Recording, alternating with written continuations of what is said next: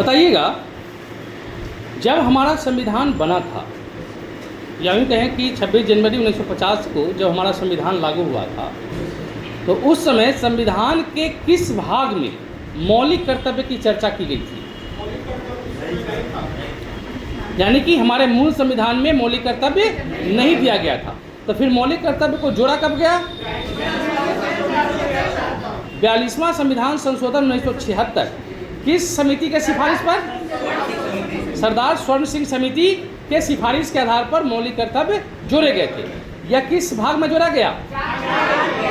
भाग 4 में 4 क या 4A जोड़कर मौलिक कर्तव्य को जोड़ा गया था। ठीक है, आरंभ में कितने मौलिक कर्तव्य को जोड़ा गया था? 10 मौलिक कर्तव्य को जोड़ा गया। ये मौलिक कर्तव्य जो है दुनिया के किस देश के संविधान से हम प्रभावित होकर लिए थे? रूस, यानी उस समय USSR हुआ करता था, जिसके संविधान से प्रभावित होकर भारत ने भी मौलिक कर्तव्य को जोड़ा था। अच्छा, अब बताइएगा, मौलिक कर्तव्य की जो चर्चा है वह संविधान के किस अनुच्छेद में है? अनुच्छेद 51 क या 51A में है। भारत के नागरिकों के लिए जो वर्तमान में 10 मौलिक कर्तव्य हैं, उन 11 है, तो आपको ये बताना है कि 11वां मौलिक कर्तव्य जो है ये कब जोड़ा गया? कौन सा संशोधन था? 86वां संविधान संशोधन 2002 के तहत 11वां मौलिक कर्तव्य जोड़ा गया। ठीक, अच्छा बताइए, पहला मौलिक कर्तव्य क्या कहता है? पहला है संविधान का पालन करना, और संविधान में दिए गए आदर्श, संवैधानिक संस्थाओं, राष्ट्रध्वज और राष्ट्रगान का सम्मान करना है, आदर करना है। ये पहला मौलिक कर्तव्य हमारा कहता है। दूसरा मौलिक कर्तव्य क्या कहता है? स्वतंत्रता के लिए हमारे राष्ट्रीय आंदोलन को प्रेरित करने वाले जो उच्च आदर्श हैं उनको अपने हृदय में संजो के रखना है और उनका पालन करना है। तीसरा, भारत की एकता, संप्रभुता और अखंडता की रक्षा करना और उसको अक्षुण्ण बनाए रखने का प्रयास करना है। चौथा कर्तव्य क्या कहता है? देश की रक्षा करने के लिए जब आपका आह्वान किया जाए आप तत्परता से उपस्थित रहिए। पांचवा कर्तव्य क्या है? महिलाओं का सम्मान करना है। मतलब कि भारत के सभी लोगों में समरसता और भाईचारा की भावना बढ़ाने के लिए काम करना है। छठा कर्तव्य मतलब कि हमारी जो गौरवशाली संस्कृति है, जो हमारी परंपरा है, उसके महत्व को समझना और उसको अक्षुण्ण बना के रखना है ताकि इसका विनाश न हो।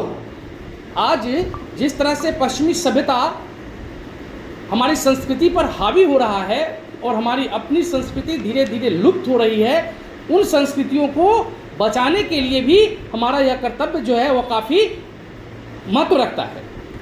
सातवां कर्तव्य क्या है? प्राकृतिक पर्यावरण। प्राकृतिक पर्यावरण का मतलब है वन, झील, नदी, वन्य जीव, नहीं, इन सबों की रक्षा करना तथा इनका संवर्धन करना, मतलब इनको बढ़ाना भी है। और ये जो है प्राणियों के लिए दया भाव रखना किस कर्तव्य के साथ आता है? सातवें कर्तव्य में ही कहा गया है कि जंगल में जो प्राणी हैं, जो जीव जंतु हैं, उनके प्रति आपको दया भाव रखना है, न कि उनको मार के खा जाना है। नहीं, आठवां कर्तव्य क्या कहता है? यानी वैज्ञानिक दृष्टिकोण को अपनाना, मानववाद और ज्ञानार्जन की भावना का विकास करना है।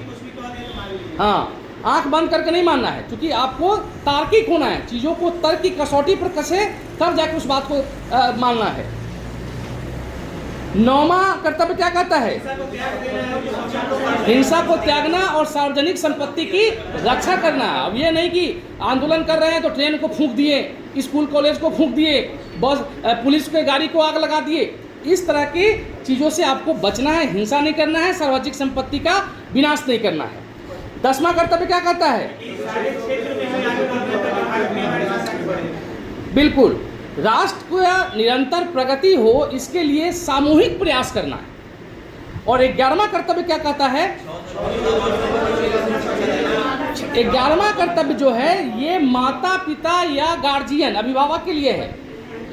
अभिभावकों को कहता है कि जो 14 वर्ष तक के बच्चे हैं उनको पढ़ने का अवसर आप प्रदान करें, उनको काम करने के लिए किसी दुकान में मत भेज दे, किसी खेत में नहीं भेज दे, क्योंकि सरकार ने यदि शिक्षा का अधिकार दिया है जिसके तहत हम निःशुल्क शिक्षा देने का काम कर रहे हैं, तो आप कम से कम अपने बच्चों को स्कूल भेजिए।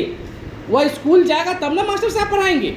जब बच्चा स्कूल ही नहीं जाएगा तो मास्टर साहब किसको पढ़ाएंगे? कुर्सी टेबल को नहीं। तो फिर शिक्षा का अधिकार जो है यह फलीभूत नहीं हो पाएगा।